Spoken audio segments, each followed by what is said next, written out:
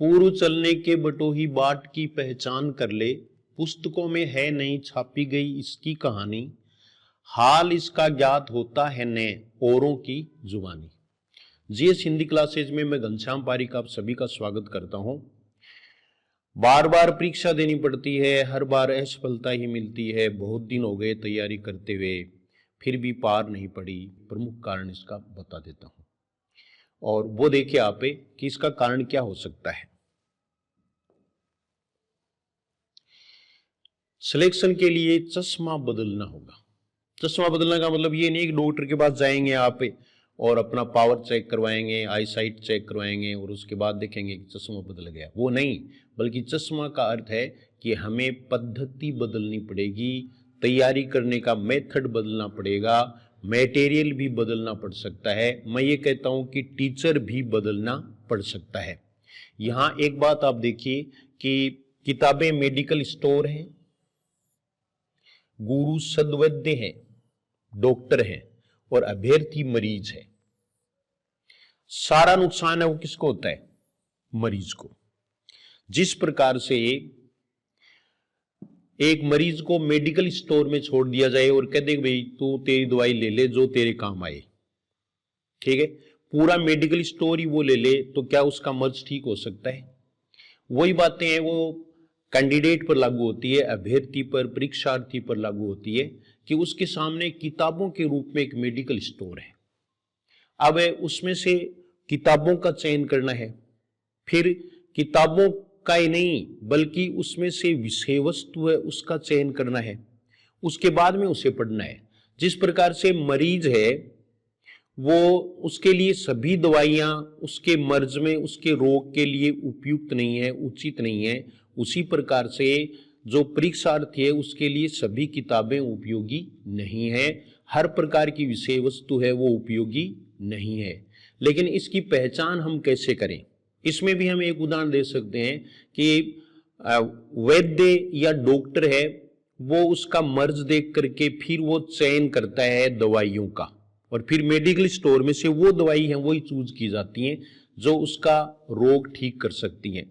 उसी प्रकार से ये किताबें हैं, ये मेडिकल स्टोर हैं, तो इनमें से हमें वो किताबें चूज करनी पड़ेंगी, उनका चयन करना पड़ेगा जो परीक्षा के लिए उपयोगी हैं। दूसरी बात है, आजकल की अगर हम बात करें तो मैं तो ये कहता हूं कि गाइड ही मेडिकल स्टोर है, यानी गाइड है वो मेडिकल स्टोर है, उसमें से हमें चयन करना है। उसमें से हमें जो समुचित विषय वस्तु है, जो उपयोगी है, जो हमारे लिए सिलेक्शन ला सकती है, ऐसी जो विषय वस्तु है उसका चयन करना एक बड़ा चैलेंज है। और इसमें ये काम है वो गुरु कर सकता है, शिक्षक कर सकता है। गुरु तो आजकल के जो शिक्षक हैं उनको मैं नहीं भी कहूं तो भी कोई बात नहीं है, लेकिन शिक्षक तो कह सकते हैं, टीचर तो कह सकते हैं, पथ प्रदर्शक तो कह सकते हैं। तो पथ प्रदर्शक के रूप में वो उसको बताएगा कि तुम्हें कौन सी पुस्तक पढ़नी है और यहां तक भी बता देगा कि तुम्हें कौन सी विषय वस्तु पढ़नी है, और वो पढ़ेगा तो उसका सिलेक्शन हो जाएगा। क्योंकि मर्ज के लिए दवाई अगर सही है तो फिर वो रोग है वो ठीक होगा ही, इसकी संभावना है। लेकिन रोग कुछ और ही है, दवा कुछ और ही ले रहे हैं, तो फिर सिलेक्शन होना है वो मुश्किल है। तो इसके लिए हमें चश्मा बदलना पड़ेगा, यानी हमारा नजरिया भी बदलना पड़ेगा और इसके साथ ही हमें तरीका भी बदलना पड़ेगा, पढ़ने का तरीका है वो भी बदलना पड़ेगा। ज्यादा पढ़ाई की जरूरत नहीं होती है, मैं आपको ये सच कह रहा हूं, बस रेगुलरिटी चाहिए और 5-4 घंटे की पढ़ाई चाहिए। सिलेक्शन ही सिलेक्शन है, इसमें कोई भी शक नहीं है। लेकिन हम क्या है, हमारी जो दिशा है वो ही ठीक नहीं है, इसलिए सिलेक्शन होगा कैसे? तो मैं आपको ये बताना चाहता था इस वीडियो के माध्यम से कि अगर मान लीजिए डायग्नोसिस या जो रोग है उसका निदान सही हो गया तो फिर उपचार सही होने की पूरी संभावना बन जाती है। लेकिन निदान ही नहीं हुआ तो फिर उपचार करने से कोई फायदा नहीं है।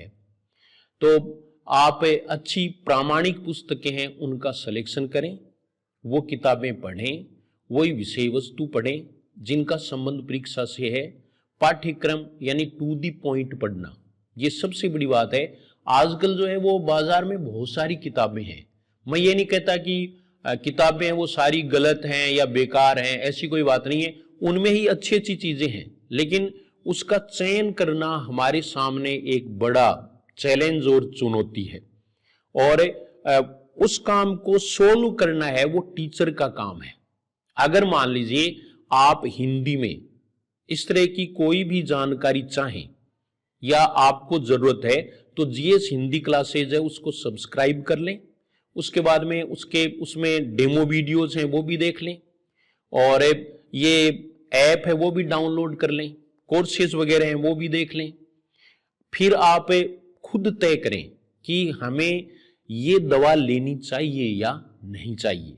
बहुत सारे इंटरव्यू हैं वो भी आप देख लें, और लोगों के व्यूज भी देख लें, उसमें जो कमेंट्स किए हुए हैं वो भी देख लें, फिर पढ़ करके देख लें, क्योंकि पहचान आपको खुद को करनी है। ये मैंने आपको पहले बता दिया, क्योंकि जिस रास्ते पर आप जा रहे हैं पहले उसकी पहचान होनी बहुत जरूरी है। अगर पहचान नहीं होगी तो हम भटक जाएंगे, फिर हम मंजिल तक नहीं पहुंचेंगे। तो मंजिल स्वयं ही फिर दूर हो जाती है, क्योंकि हम सही दिशा में नहीं है, तो ज्यों हम चलेंगे ज्यों ही मंजिल है वो दूर होती चली जाएगी।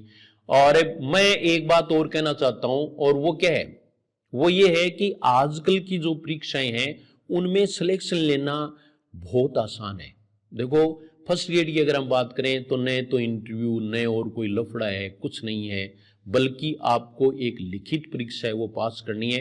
वो भी ऐसी लिखित परीक्षा जिसमें 5 विकल्प होंगे, जिनमें से आपको एक विकल्प का चयन करना पड़ेगा। देखो कितना आसान काम है।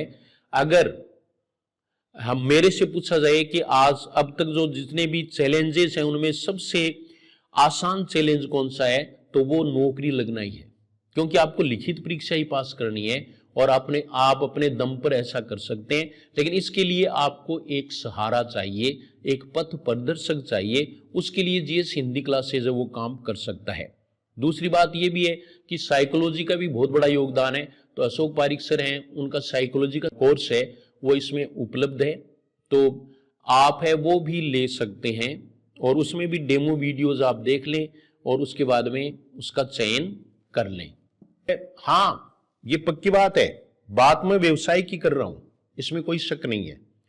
और इसलिए भी कर रहा हूं कि अभी 26 जनवरी है, गणतंत्र दिवस है, उस पर सभी कोर्सेज हैं उन पर छूट भी आएगी, तो उसका भी आप फायदा है वो उठा सकते हैं। अब भी वक्त है, अब भी आप तैयारी कर सकते हैं, बस भटके नहीं, भटकोगे नहीं तो अटकोगे नहीं। यही इस साल का अपना स्लोगन है, भटकोगे नहीं तो अटकोगे नहीं। और 2025 में बिल्कुल नहीं अटकोगे, नौकरी लग जाओगे, लेकिन आपको विश्वास करना पड़ेगा। विश्वास करोगे तो ही तो होगा ना। विश्वास के लिए एक उदाहरण दिया जाता है कि एक 8वीं क्लास में पढ़ने वाला बच्चा था, छोटा गांव था, उसमें पोस्ट ऑफिस नहीं था, लेटर बॉक्स जिसमें लेटर डाला जाता है, पहले लेटर ही तो होते थे। तो किसी मेरे जैसे आदमी ने उसको एक लेटर दिया कि भाई तू पढ़ने जाता है, जहाँ स्कूल है उस गांव में लेटर बॉक्स है, तो वहाँ ये लेटर डाल देना। अब वो बच्चा था, वो उसको भूल गया, किताब में रख करके भूल गया। शाम को वो आदमी तो वहीं मिल गया और उसने कहा कि जो पत्र मैंने तुम्हें दिया था वो लेटर बॉक्स में डाल दिया। तो उसने सोचा इसे क्या पता चलेगा, और उसने कहा कि हाँ डाल दिया। उसने सोचा कि कल डाल देंगे। अब दूसरे दिन भी बच्चा ही था तो किताब में दबा ही रह गया, उसने नहीं डाला।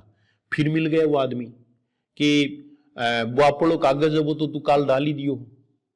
तो उसने फिर झूठ बोला, बोले हाँ तन कह दियो डाल दियो। ऐसे 3-4 रोज हो गए, ये प्रक्रिया चलती रही। फिर उसने सोचा कि आज जरूर डालेंगे, तो उसने अपना जो वो कागज है वो जेब में डाल रखा था और कि आज डालेंगे। लेकिन वो आदमी फिर मिल गया, जब वो स्कूल जाने लगा तो मिल गए सामने। तो उसने कहा कि वैसे पत्र तो अपने वाला है वो डाल ही दिया था। तब उसने कहा कि देख तुम्हें विश्वास तो है नहीं, इसलिए ये तेरा पत्र ले और तू ही डाल देना। तो मेरा कहने का मतलब है कि सबसे पहले आपको विश्वास करना होगा। विश्वास करके तो आप देखिए, और पहले आजमा के भी देखिए। आजमा लिया, अभी संस्कृत डिपार्टमेंट वाली एग्जाम है उसमें आजमा लिया, उससे पहले वाली एग्जाम है उससे आजमा लिया। आज से नहीं, बहुत सालों से आजमाया जा रहा है। तो कहने का मतलब यही है कि गोल्डन चांस है और सही दिशा में तैयारी के लिए जीएस हिंदी क्लासेस आपको जरूर मार्ग दिखाएगा, सुझाएगा। तो आप इसे सब्सक्राइब कर लें, ऐप डाउनलोड कर लें, फ्री डेमो वीडियोस देख लें, यूट्यूब पर तो क्लास देख लो आप, कम से कम सभी क्लासेस हैं वो डाली हुई हैं, उसमें आप देख सकते हैं। और उसमें फिर आपको ये पता चल जाएगा कि कितना सारगर्भित है, वो सारा जो सिलेबस है उसको यानी एकदम से कंट्रोल कर लिया गया है।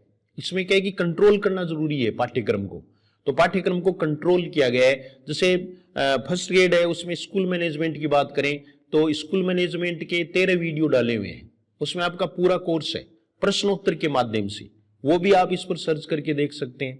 रीट वाले स्टूडेंट्स हैं वो 8 वीडियो डाले हुए हैं, 8 गुणा 8 यानी 8 ही प्रश्न है, 8 वीडियो है, 64 प्रश्नों में पूरी शिक्षण विधियां हैं, आप पढ़ सकते हैं। सेकंड ग्रेड वाले भी शिक्षण विधियां हैं वो उसमें पढ़ सकते हैं। तो मान लीजिए आप पैसे नहीं देना चाहते और फ्री में पढ़ना चाहते हैं तो वो सुविधा भी इसमें है, थोड़ा जोर तो आएगा, और उसको लिख लें आप, बार बार उसका रिवीजन करें, भटके नहीं। तो ये देखो कितनी अच्छी बात है कि शिक्षक है वो एक डॉक्टर है, एक डॉक्टर की तरह आपको गाइड करना है कि आपको ये दवाई लेनी है बस। लेकिन उससे पहले शिक्षक को भी क्या करना पड़ेगा, डायग्नोस करना पड़ेगा, यानी निदान करना पड़ेगा, उसके बाद में उपचार आसान हो जाता है। तो मेरी बात मानिए, ये 2025 है वो नौकरी का साल है, ये मौका आप अपने हाथ से नहीं जाने दें। दूसरा, मैं एक बात आपसे और भी कहना चाहूंगा, मैं हमेशा ही कहता हूं कि आप अपने इष्ट को जरूर याद करें। जब भी आप पढ़ने बैठें तो इष्ट देव का ध्यान करके फिर पढ़ना बैठें, चाहे कोई भी है, वो ईश्वर, अल्लाह है, कुछ भी, गॉड जो भी है, कृष्ण, राम, देवी, कोई भी कुछ भी है, अपना लोक देवता भी बहुत हेल्पफुल है इसमें।